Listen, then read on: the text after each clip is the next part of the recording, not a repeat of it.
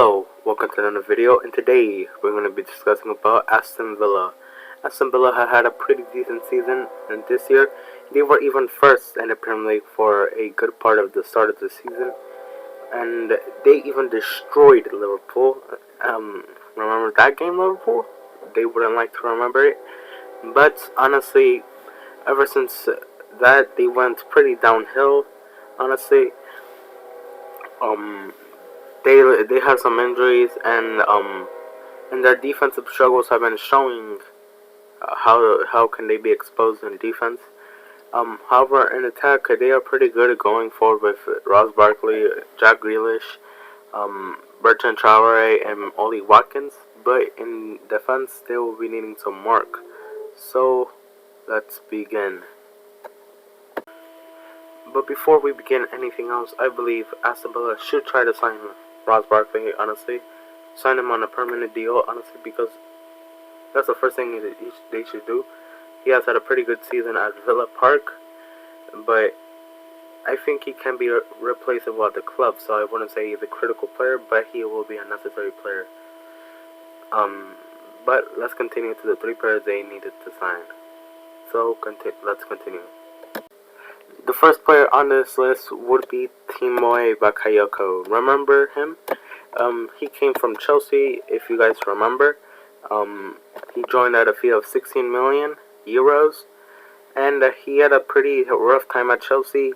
He then went to AC Milan, then he went back to Monaco, then he went to Napoli.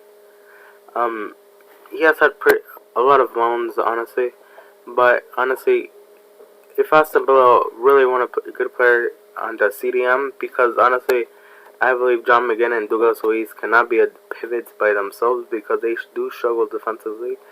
So honestly, I say Timo Bakayoko. Timo Bakayoko is a pretty mobile CDM. He's not going to be like your Romeo, who is pretty slow. Bakayoko likes to move a lot. He averages about 1 dribble per game. He averages about 2.1 tackles and 1.1 interceptions per match. So he's on the defensive end, he's way better than both John McGinn and Douglas Luiz.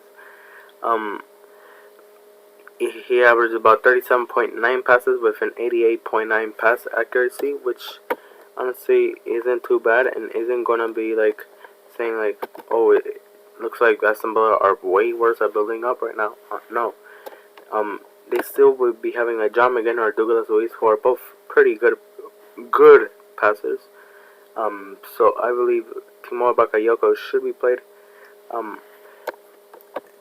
He has about 25 million euros according to Transfermarkt.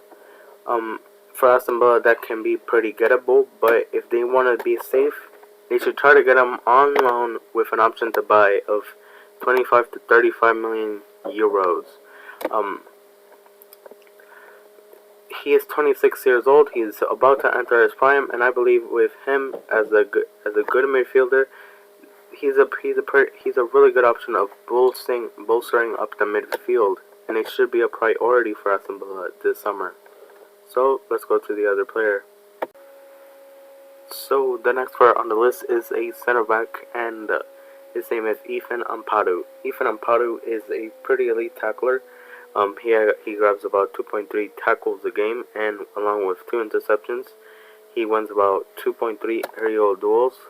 So he's a really good player for Sheffield United, and statistically he has been the best player for Sheffield United.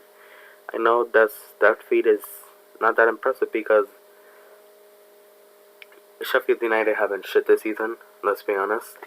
They are last in the Premier League for a reason, and at 20 years old, he has stepped up quite a bit for Sheffield United, and Sheffield United could have even had less points.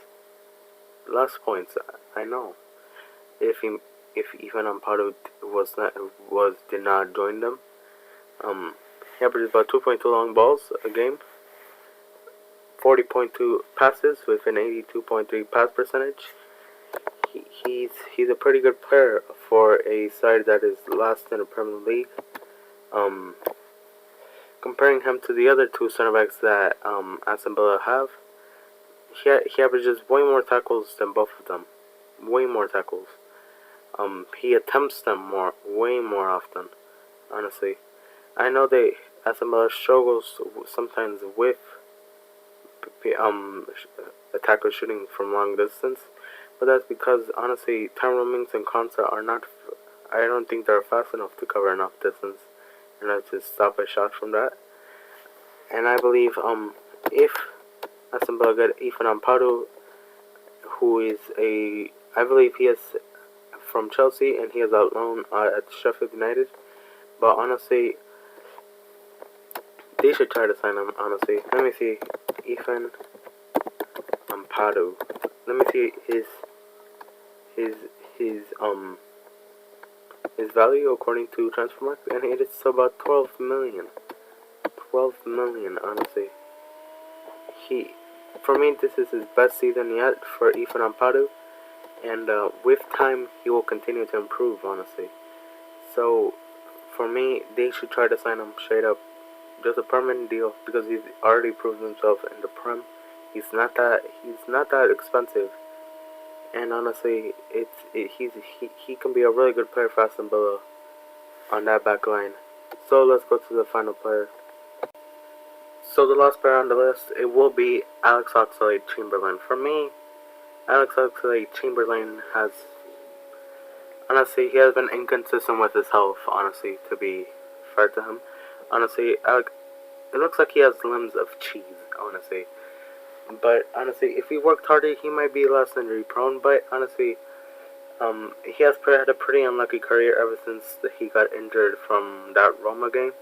2019-20, he was present in many games, honestly. But honestly, this season he has been injured a lot, thanks to honestly the restarts. But honestly, a loan to Aston Villa can do good for him. Honestly, here's two reasons why.